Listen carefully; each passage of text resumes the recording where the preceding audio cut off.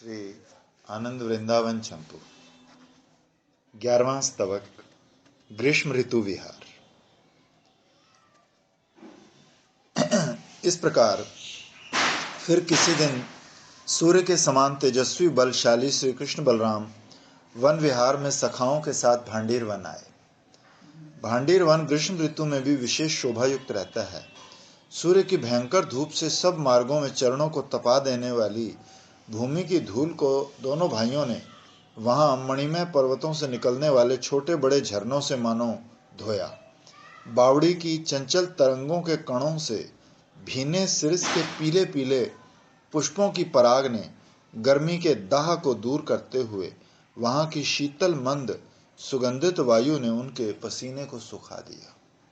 बड़ी बड़ी घनी शाखाओं वाले वृक्षों ने धूप को निवारण कर दिया। चारों ओर कुसुमित कुंजों के द्वार पर चंदन युक्त जल के यंत्रों द्वारा शीतल जल से भरे कलशों की प्याऊ वन देवियों ने लगा रखी थी। अमृत के समान आमरस के मधुर स्वादी जल से श्री कृष्ण के सखाओं की प्यास को निवृत्त कर दिया। ऐसी शोभायमान भूमि युक्त भांडीर वन में सब विहार करने के लिए पहुंचे। सब ग्वाल बाल चमेली पुष्पों के आभरण गले में नहाने जाते ना एक दिन वो उसमें इस दिन तो वहां से वो पानी जो होता है वो दूध वाला पानी, दूध का पानी निकलता है। सिरिस पुष्प के मनोहर ब्यावला किया था श्री राम ने भांडीरवट के पेड़ के नीचे। महाराज जी भी आए थे, मैं तो नहीं गई। किसने किया? भांडीरवट में ब्यावला जी के बेटा ने। अच्छा, तो महाराज जी भी आए थे। अरे दीपक जी की शिष्य कुछ ग्वाल बाल सुमधुर गान करने लगे, कोई बजाने लगे, कोई नाचने लगे। कभी कभी श्री बलराम भी नृत्य करने लगते। श्री कृष्ण वंशी बजाते और गायन भी करते। जब कभी श्री कृष्ण नाचने लगते तो श्री बलराम और सखा गाने लगते। इस प्रकार जब सब खेल रहे थे तब श्री कृष्ण मधु को भी मधुरता प्रदान करने वाले वचन बोले। श्री कृष्ण ने कहा, अरे भाइयों, अब नाचना गाना बजाना बंद करो, कोई दूसरा खेल शुरू करते हैं। सब बोले, दामोदर, हम सब भी तुम्हारे पास आ रहे थे, बताओ कौन सा खेल खेलोगे।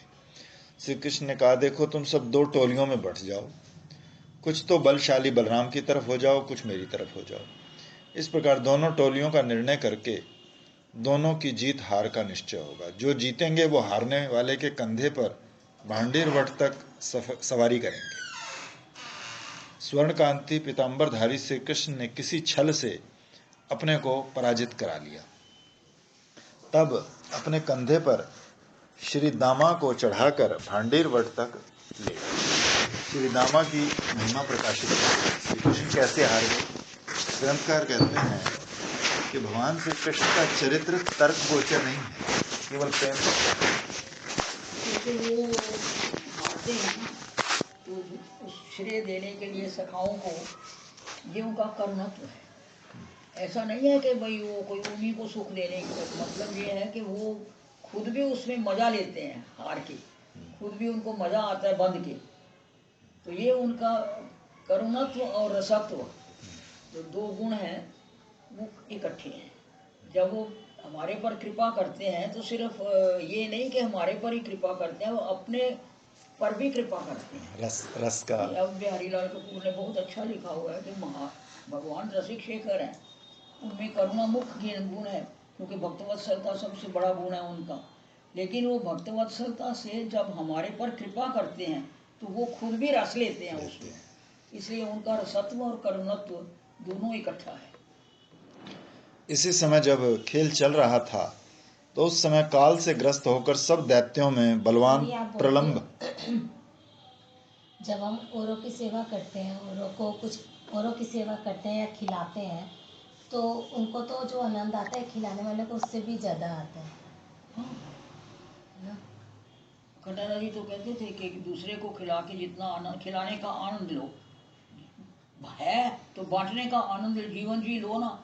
मरे पीछे स्वामी जी सब प्रॉपर्टी आपकी है, जिंदा जी एक पैसा नहीं। तो यदि जिंदा जी और इससे भी आगे है, खुद भूखा रह के दूसरे को खिलाने में जितना आनंद है वो कभी लेके देखो। कोई अचानक आ जावे तो उसको खिला के जो खाने में बाद में भूखा रहने में आनंद है, फिर बनाओ खाओ तो आप भी, लेकिन उसमें जो आनंद है वो विशेष है। इसलिए भगवान के अनंत गुण हैं। गोविंद लीलामृत में है ना कि एक एक भक्त के पीछे कितने कितने उनके गुण लगे हुए हैं। उसका उनकी इतनी कृपा है कि किसी ने रामसूरदास से पूछा मेरे वो सामने क्यों नहीं आते, कहते शर्म के कारण। कहते वो इतने लज्जाशील हैं कि कहते मैंने इसको क्या दिया, ये मेरे प्रेम के कारण भिखारी बन गया, इतनी बड़ी नौकरियां और कारें और ये और वो सब छोड़ के आया है, तो ये तो मेरे पीछे लग गया, मैं इसको क्या दूं, इसे उसके पीछे पीछे। भागवत में है ना, भक्तों के पीछे पीछे ताकि उनकी चरण राज से मैं पवित्र हो जाऊं। तो वहाँ सब दैत्यों में बलवान प्रलंब नाम का दैत्य श्री कृष्ण से भयभीत होकर अपने रूप को छिपाकर ग्वाले का वेश बनाकर श्री कृष्ण की टोली में आ मिला और अपने आप पराजित हो गया। अलौकिक सर्व मनहारी चंदन शोभायुक्त श्री बलराम को उसने अपने कंधे पर बिठा लिया। अब ले जाएगा ना गुफा में। और धेनु चराने वाले चोर की तरह भागकर वो निश्चित सीमा, मतलब जो उतारने का स्थान था, उस वृक्ष को लांघ कर आगे चला गया और अपने मनोरथ को सफल जानकर प्रसन्न हो रहा था। मनुष्य का कपट वेश धारण करने वाले बालक को कंधे पर चढ़ाकर ले जाने वाले के उतारने की सीमा को लांघते देख श्री बलराम चकित हो गए। चमत्कृत होकर मंद मुस्कुराते हुए कृष्ण से बोले, हे दामोदर, हे गंगाधर, हम अभी भी खेल में मस्त हो रहे हैं। उन्माद रोग जैसे मन को हर लेता है, उसी प्रकार ये पापी दैत्य प्रसन्न होकर मुझे हरण कर ले जा रहा है। हे महाशय, हे छबीले, जल्दी बताओ क्या करना है मुझे। तो परम कौतुक पूर्वक कृष्ण ने कहा, आप तो भय रहित बुद्धिमान हो, सखाओं के साथ खेलते हुए क्यों मोहित हो रहे हो? अपने पराक्रम को प्रकाशित करके इसके प्राणों को हर लो। इस प्रकार सजल मेघ की ध्वनि युक्त श्री कृष्ण ने बलराम जी को कहा। श्री कृष्ण के वचन सुनकर बलराम ने अपने मुक्का रूपी मुदगर से, जो तीव्रता में पर्वतों के पंखों को काटने वाले इंद्र के वज्र से भी भारी चोट नाद करने वाला था तथा अनेकों मुंड रूप पिंडों के समूह को चूर चूर कर देने वाला था, उसे प्रलंबासुर के सिर पर निर्दयी होकर जमाया। उस असुर के प्राण निकल गए। उसके प्राण निकलने से पहले उसने विशाल असुर शरीर को प्रकट कर लिया। उसके कंधे पर कौतुक पूर्वक बैठे कपूर के समान गौरांग श्री बलराम इस प्रकार शोभित हो रहे थे मानो पृथ्वी अवस्थित चंद्रमंडल ब्रह्मांड के ऊपरी भाग में संलग्न हो रहा हो। उसके बाद प्रलंबासुर का उपमा रहित विशाल देह, जो स्वाभाविक धुएं के समान था, गले सड़े खून से लिप्त लाल रंग हो रहा था। सायकाल के मेघ के मिलने से चारों ओर अस्ताचल जैसे सुमेरु पर विजय न पा सकने के कारण शोक व्याकुल होकर नीचे से ऊपर पर्यंत पुष्पित अशोक वृक्षों सहित भूमि पर आ गिरा था, उसी प्रकार प्रलंबासुर पृथ्वी पर आ गिरा। उस समय सब देवता श्री बलराम जी पर पुष्प वर्षा करने लगे। सब नतमस्तक होकर आनंद पूर्वक उत्तमांग श्री बलराम जी की स्तुति करने लगे। श्री बलराम जी द्वारा ताल वृक्ष के समान लंबा विशाल मायावी प्रलंबासुर जब मारा गया, तब देवताओं से स्तुत्य इन परम सुंदर श्री बलराम जी ने अपना एक दूसरा नाम प्रलंबघन स्वीकार किया। उनका यह नाम अंतःकरण के सब पापों को नाश करने वाला है। इस प्रकार समस्त सखाओं से तथा आनंदप्रद श्री कृष्ण से अभिनंदित होकर अखंड उल्लास परिपूर्ण श्री बलराम जी हर्षित हुए। सब सखाओं को हास्य तथा विस्मय के कारण होने वाले तर्कों को नाश कर अपने लीलाकारी श्री कृष्ण के साथ भिन्न सखाओं सहित अति शोभित भांडीर वट के नीचे विश्राम करने लगे। श्री कृष्ण बलराम तथा श्री दाम सुदाम सुबल आदि सब सखाओं के साथ विश्राम कर रहे थे, तब सब गौवें अपरिमित नवीन तृण घास से मुक्त तृप्त होकर यमुना तीर पर पानी पीने पहुंची। दैव योग से मुंजा टवी भी जा पहुंची। वो निर्भय होकर विचरण करने के योग्य अटवी थी।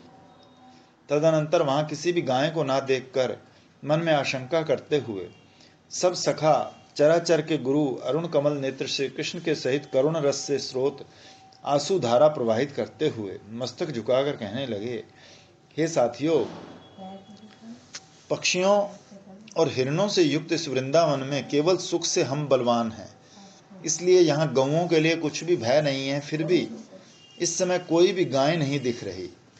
हमारे सुख का कहीं लोप ना हो जाए, इसलिए चारों ओर खोज करो। इस प्रकार असीम मधुर और प्रीति युक्त श्री कृष्ण की वाणी सुनते ही सब ग्वाल बाल नवीन घास को खाने और गायों के खुरों से खुदी हुई भूमि को देखते हुए सब तरफ खोजने लगे। वृक्ष गुल्म लताओं से आवृत दुर्गम स्थलों पर ढूंढने पर भी गायों को नहीं पा सके और शंकित व्याकुल व्यक्ति की तरह पीड़ित हो रहे थे। उधर सब गायें मुंजा टवी में लगी दावानल के संताप से व्याकुल होकर स्नात होते हुए भी अनाथ सी हो रही थी और जलने के भय से दौड़कर भाग निकलने का मार्ग नहीं पा रही थी। इधर गौओं का कुछ पता ना पाकर सब सखा 3 बार पान किया अग्नि को ठाकुर जी ने। अति चिंतित होकर आश्रित जनों के मनोरथ सिद्ध करने में चिंतामणि के समान तथा भक्तों की संकल्प पूर्ति करने में कल्प वृक्ष के समान बांधवों की कामना पूर्ति में कामधेनु के समान उन नराकृति परब्रह्म श्री कृष्ण के पास आए, जिनकी अहेतुकी कृपा से ही उनका दर्शन प्राप्त होता है। व्याकुल होकर सबने कहा, हे कृष्ण, हमें तो कहीं भी गैयाओं का संधान नहीं मिला। तब देवगण मुकुट महामरकतमणि स्वरूप श्री कृष्ण उन गैयाओं को महामृत्यु से बचाने के लिए मार्ग अनुसार स्वयं उस स्थान के पास जा पहुंचे और मेघों की सी गंभीर गर्जना करते हुए इसमें कुछ नहीं है। अमृत की वर्षा सी करते हुए प्रत्येक गाय का नाम ले लेकर पुकारने लगे। अरि मुक्ता, नंदिनी, चंदनी, इंदु तिलका, कस्तूरी, कपूरी, पिंगा, रंगिणी, धूमला, धवलिका, किटालिका, रंगिणी, श्यामा, कलिकी, चंद्रिका, शबलिका, काश्मीरी, चंपिका। इस प्रकार श्री कृष्ण गौड़ देश रीति का पढ़ो ना, तो उसमें सखियों के नाम रहे भगवान, कैसे कैसे नाम है।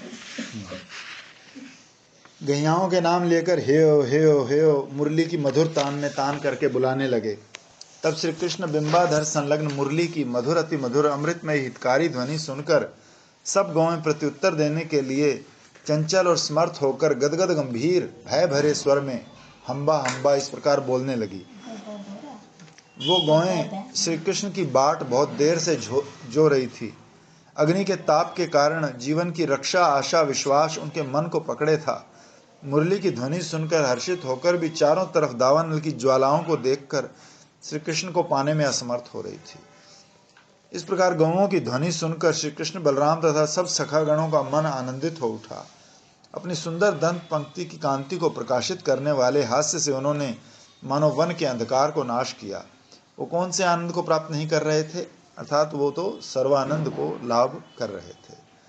गौओं के हम्बारव द्वारा मार्ग का निर्णय कर श्री कृष्ण तथा सब ग्वाल बाल उसी ओर शीघ्रता से चल पड़े। दैव योग से प्राप्त दुख से निरुत्साहित तथा दावानल ताप से आरक्षित उन गौओं को मुंजा टवी में देखकर श्री कृष्ण श्री बलदेव से बोले, हाय भैया, मृत्यु को प्राप्त कराने वाली गौओं की इस विपत्ति का कौन अनुमान कर सकता था। उधर अनंत भय व्याकुल होकर सदा मंगलमय देखने वाले नेत्रों से अश्रु प्रवाहित करती गौएं श्री कृष्ण की तरफ देख रही थी। श्री कृष्ण का मन असीम करुण दशा के सागर में डूबा जा रहा था। इस प्रकार दुगने दुख के आने पर दावानल भी आकाश में बढ़ती हुई महान ताप देने लगी। उनका मेघ वर्षा से भी शांत करना कठिन जानकर श्री कृष्ण उस दिरनिवार अग्नि को अपनी ऐश्वर्य शक्ति के द्वारा पान करने की इच्छा करते हुए अपने मुखारविंद से कहने लगे, अरे सखाओ, तुम अपने अपने नेत्रों को बंद कर लो, मोह का त्याग कर प्रसन्न हो जाओ। ये सुनकर दीर्घ अलकावली युक्त सखाओं ने विस्मित होकर नेत्र बंद कर लिए। लीला कुशल शारदीय पूर्णचंद्र वदन श्री कृष्ण जब उस दावानल को अमृत की शीतल धारा की भांति अपने कर कमलों के दोनों में चुल्लू के समान पान करने के इच्छुक हुए तो उनकी ऐश्वर्य शक्ति ने प्रकट होकर उस दावानल का पान कर दिया। ये दूसरी बार हो गया, एक बार पहले कर चुके हैं, अब ये दूसरी बार अग्निपान, एक बार और भी करेंगे। उस ऐश्वर्य शक्ति में सर्व सामर्थ्य है। अन्य मेघ जगत में अपने जल वर्षण से केवल वन की अग्नि को बुझा देता है, ये ठीक है, किंतु ये श्री कृष्ण रूप मेघ करुणापूर्ण नयन विशिष्ट प्रेमामृत रस वर्षण से तो कटाक्ष मात्र से दावाग्नि का ताप निवारण करने वाला है। इसके द्वारा इस क्षुद्र दावानल का अपनी सौभाग्यवती ऐश्वर्य शक्ति के द्वारा प्रशमित कर देना क्या आश्चर्य की बात है। ऐश्वर्य शक्ति का दावानल पान कर जाना कोई आश्चर्य की बात नहीं, क्योंकि श्री कृष्ण तो अखंड तेज स्वरूप परिपूर्ण ब्रह्म है। सूर्य चंद्र अग्नि आदि सबके तेज सिद्ध करने वाले हैं, उनके तेज से और सब तपस्वी हैं। आप वकारी होने से विशेष माधुर्य लीला में हैं, अति प्रभावशील हैं। वो छोटा सा दावानल का प्राकृत तेज समस्त तेज समूह के आश्रय स्वरूप श्री कृष्ण से पृथक स्थान पर लीन हो गया। तदनंतर दावानल के शांत हो जाने पर नित्य आनंद उल्लास से परिपूर्ण श्री कृष्ण के ऊपर ब्रह्मा आदिक देवताओं की प्रणाम अंजलियां नंद नंदन की पुष्प अंजलियों के साथ बरसने लगी। पुष्प अंजलियों पर जो ब्रह्मर मंडरा रहे थे, वे स्वर्ग रूपा नायिका के कज्जल मिश्रित आनंद अश्रुओं से अभिषिक्त प्रतीत होते थे। उस समय श्री कृष्ण ने देवताओं की वंदना का अनुमोदन कर उन्हें आनंदित किया। सब सखाओं के साथ सैकड़ों से भी अधिक गौओं को अपनी योग शक्ति के द्वारा विशाल भांडेर वट वृक्ष के शीतल छाया के नीचे अलक्षित रूप से पहुंचा दिया। तब श्री कृष्ण ने सखाओं से कहा, अब आप सब अपनी आंखें खोलो और मेरी तरफ देखें, आपका प्रयोजन सिद्ध हो गया है। सखाओं ने आंखें खोली तो आनंद उल्लास पूर्वक बोले, अहो, ये क्या हमारा उन्माद था या कोई स्वप्न? वो दावानल कहाँ चला गया? उसका तो यहाँ कोई चिन्ह भी नहीं दिखता। अरे वो मुंजा टवी कहाँ गई? हम और सब गौएं तो यहाँ भांडीर वट के नीचे विद्यमान हैं। उसके बाद दावानल के शांत हो जाने पर सब गौएं आनंद से प्रफुल्लित मुख और ममतावश चारों ओर आकर अश्रुपूर्ण नेत्रों से श्री कृष्ण की रूप माधुरी का पान करने लगी। आनंद पूर्वक नासिका से सूंघते हुए परम प्रेमास्पद कृपामय को मानो कृतज्ञता प्रकाशित करने लगे। श्री कृष्ण भी करुणा कर अपने निर्मल अरुण हाथ को उनके अंगों पर फेरते हुए, उनकी धूल झाड़ते हुए अपने प्रबल प्रेम सौरभ से उन्हें प्रसन्न करने लगे। तदनंतर ग्रीष्म ऋतु के निवास स्थान रूप सूर्य देव सबको ताप देने वाली धूप गर्मी की तीव्रता को छोड़कर शीतलता प्रद हो गए और तीव्र तेज कम होने के कारण देखने योग्य हो गए। जिस प्रकार किसी व्यक्ति का प्रबल ज्वर ताप उतर जाने पर वो शीतल और स्पर्श योग्य हो जाता है, उसी प्रकार तब भूमि की तपश भी समाप्त सी हो गई। सब सरोवर निर्मल कमलों से शोभित हो उठे। दिन की समाप्ति के समय चारों ओर सरोवरों के जल संपर्क से शीतल सरस पवन चल रही थी। सिरिस के प्रफुल्लित पुष्प घने मकरंद से पवन में जहां तहां उड़ रहे थे। उनकी सुगंध मधुकरों को मदान्ध किए देती थी।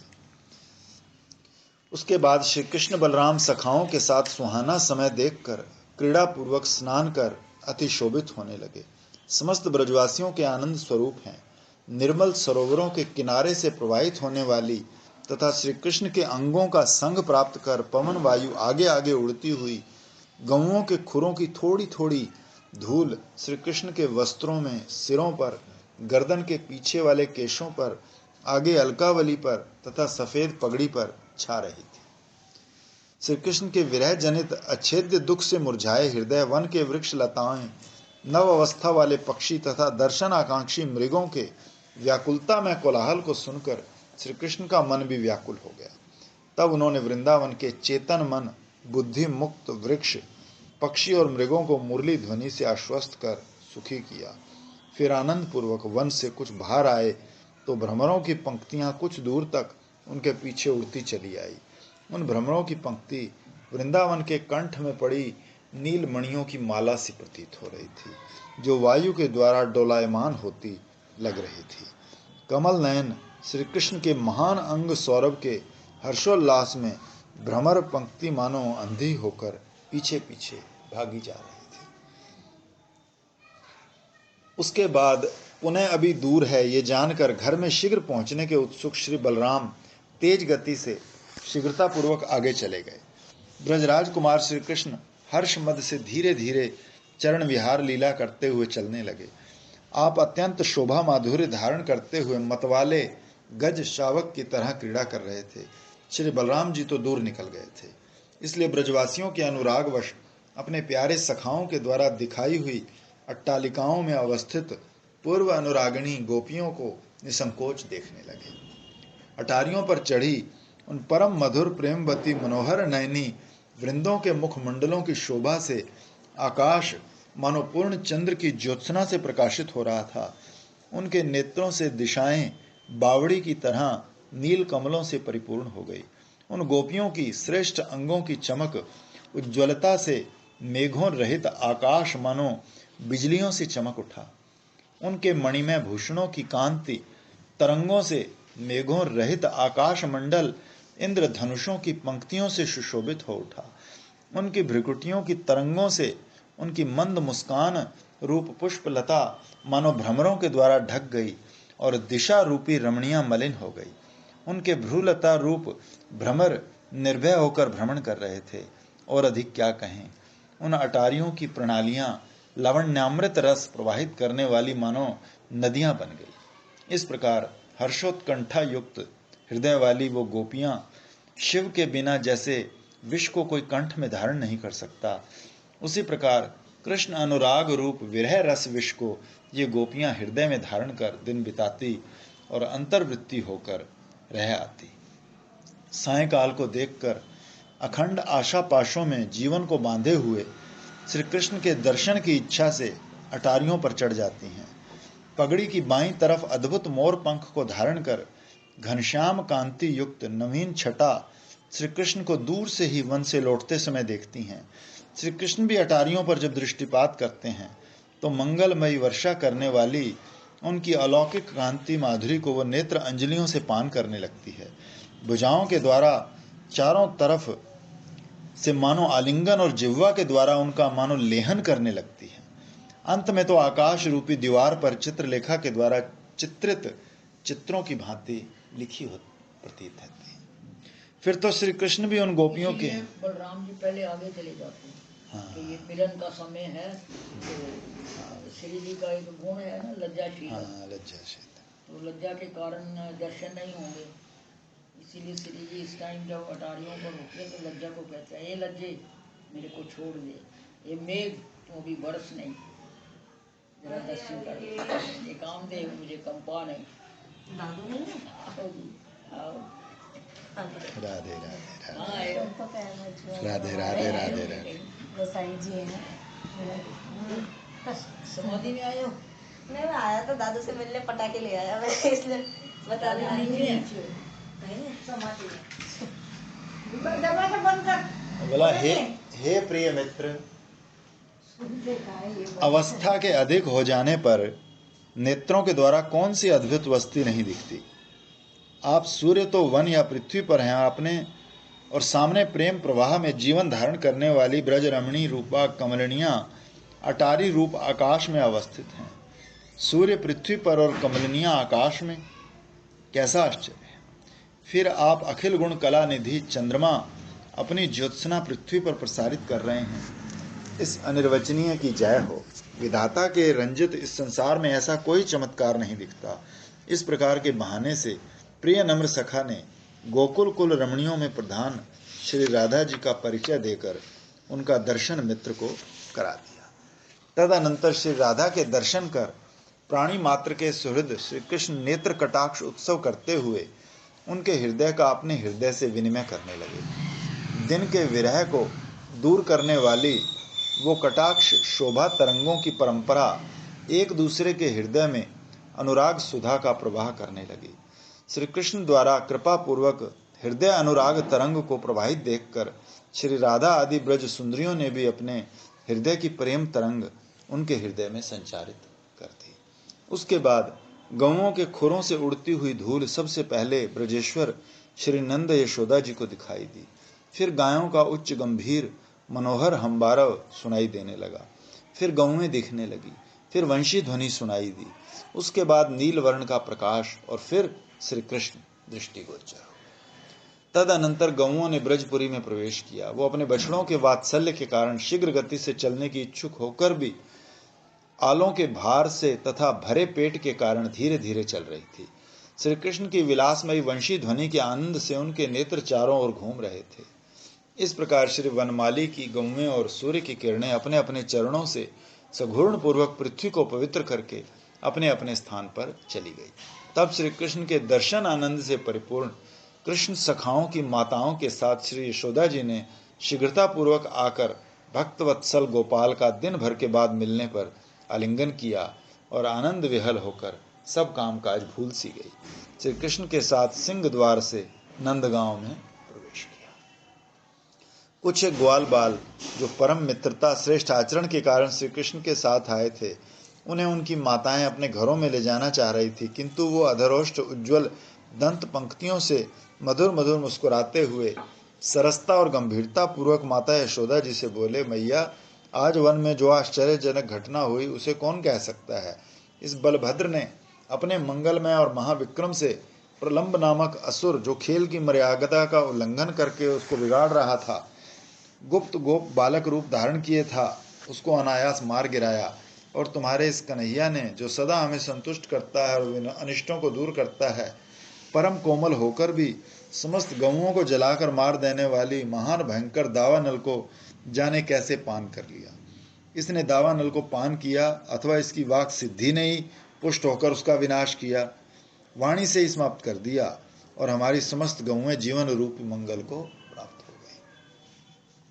इस प्रकार कहकर सब गोप बालकों ने अपने अपने घर जाने पर मूर्तिमान आनंद हर्ष श्री कृष्ण की मणिमय दीपक द्वारा मंगल आरती श्री यशोदा ने उतारी और अपने कर कमल से मेघ के अंकुर समान श्री श्याम सुंदर का कर कमल पकड़कर वात्सल्यवश घर में प्रवेश किया।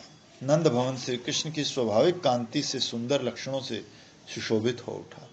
उसके बाद श्री कृष्ण की सायंकालीन उन्मार्जन, स्नान आदि क्रिया सेवा में निपुण निष्कपट प्रेमी छोटे छोटे सेवकों रक्तक पत्रक आदि द्वारा निर्वाह की गई। उन सेवकों का हृदय दासोचित श्रद्धापूर्वक विशुद्ध था। श्री कृष्ण ने स्नान के बाद भोजन किया, तब दासों ने उनके वक्षस्थल को हारों से सुशोभित किया, विद्युत कांति में पीतांबर और चंदन का आलेप किया। हितैषी मूर्तिमान हृदय के सामने अपने प्रिय नम्र सखा द्वारा दिए हुए कपूर मिश्रित श्रेष्ठ तांबुल को चबा रहे थे। ग्रीष्म में बरसाती मेघ की तरह मधुर लीला शीतलता का संचार कर रहे थे। चरणों में मणिमय पादुकाओं को धारण कर रहे थे। अति पतला और कोमल पीतांबर मंद पवन से डोलायमान हो रहा था। इस प्रकार सुशोभित श्री कृष्ण नंद भवन से बाहर वंदनवारों से शोभित सिंह द्वार के निकट ग्रीष्म रात्रि के चंद्रमा की किरणों से और निर्मल कपूर धूलि से उज्ज्वल विशाल नेत्र सुखकारी स्थान पर आए। चारों ओर वहां गैयाओं के सुखपूर्वक शयन करने के राजमार्ग पर पहुंचे। चंद्रकांत मणि की शिला से प्रवाहित जल कणों से युक्त उपवन से बहती पवन के द्वारा वो गौएं मानो पंखे की सेवन कर रही थी। आनंददायक गोरे शरीरों से वो हिमालय की पौगंड अवस्था प्राप्त छोटी छोटी शिलाओं के समूह को पराजित कर रही थी। चंद्रमा की चांदनी से भी अति मनोहर थी। काले काले सींगों से गो रूप में पहचान में आ रही थी। गौओं के सींग पुष्पों पर गुंजन करने वाले भंवरों को भी मोहित कर देने वाले थे। इस प्रकार गौएं सुख रस में अभिषिक्त हो रही थी। वहां रमणीय राजमार्ग सिंह द्वार पर शोभित मणियों की कांति से चमक रहे थे। श्री कृष्ण उन राजमार्गों पर पद विभास करते हुए चारों ओर नेत्र कमल घुमाते हुए सबको सुख प्रदान कर रहे थे। सभी गोपगणों ने सायंकालीन गोदोहन के लिए सभी रस कलाओं से पूर्ण प्रीति और कौतुक पूर्वक गोदोहन आरंभ कर दिया। ये जानकर काम रूप हाथी से पीड़ित कमलों की तरह ब्रज की कुलांगनाओं ने सास ससुर आदि गुरुजनों के बल और भय की प्रवाह न करके अटारियों पर चढ़ने का उत्साह किया। मन की प्रसन्नता देने वाले प्रेम रूप कामदेव ने मानो उनका हाथ का सहारा देकर अटारियों पर चढ़ने में सहायता कर दी। मृग शावक के चंचल नेत्रों वाली उन कुलांगनाओं ने अपने नेत्र विलासों से आकाश को कमल वन में ही मानो बना दिया। श्री कृष्ण के निर्मल व्यवसाय रूप गोदोहन विलास का कौन वर्णन कर सकता है। ब्रह्मा आदि देवता भी क्या कुछ कह सकते हैं। छोटे छोटे पक्षी तारों तक उड़ान नहीं भर सकते। तथापि दीन कवि श्रेष्ठ दुर्दुमनी जिह्वा रस लोभ से वर्णन करता ही है। श्री कृष्ण जब गोदोहन कर रहे थे तो उनके दोनों कर कमलों की उंगलियां कलिकाओं की तरह सिकुड़ रही थी। उन्होंने पादुकाओं को चरणों के अग्रभाग में धारण कर लिया। पीठ के मेरुदंड के अधोभाग को ऊंचा करने के लिए सुंदर एड़ियों को ऊपर उठा रखा था। गैया की कुक्षी से टकराने और हिलने से श्री कृष्ण की सुंदर पगड़ी कुछ ढीली हो रही थी। श्री कृष्ण ने अंगूठे और तर्जनी उंगली के अग्रभाग को गैया के स्तन से अपने आप झरते हुए दूध ने कुछ गीला कर दिया था। तब लीलावश वो दूध दोहन लगे।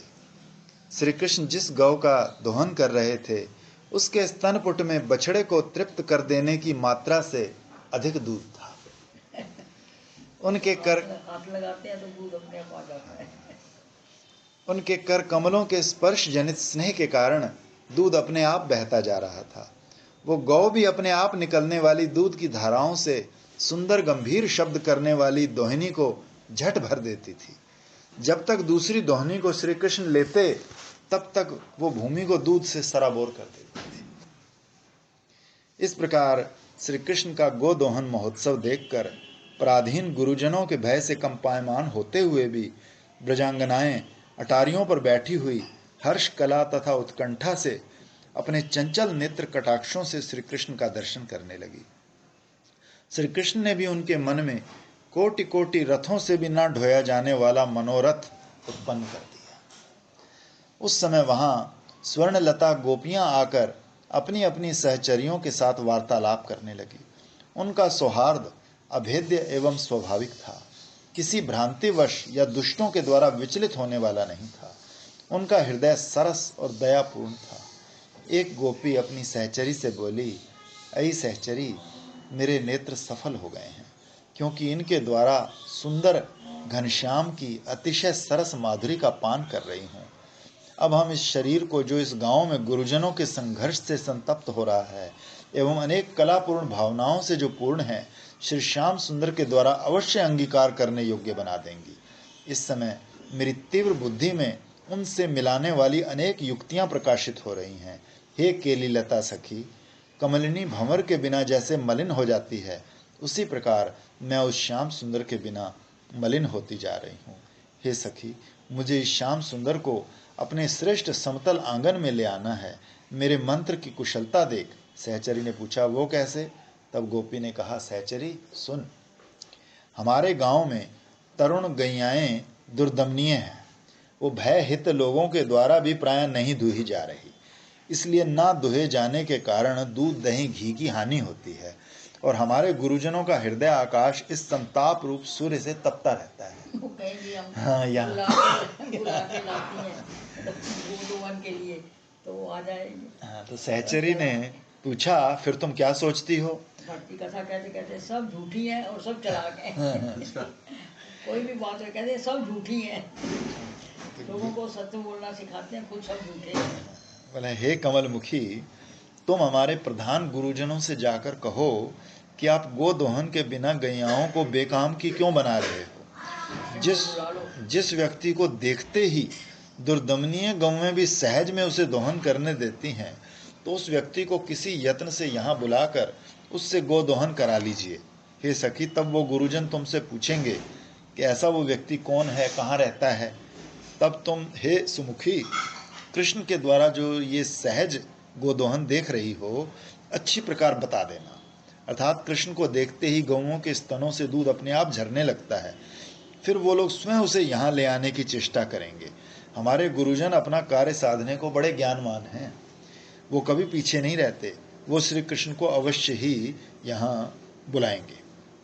तब चतुर सहचरी ने कहा, हे सखी, इस ब्रज में मानसिक व्यथा के संपुट को तोड़कर आनंद देने वाले इंद्र रूप कृष्णचंद्र को कौन सी रमणी अपना नहीं बनाना चाहती।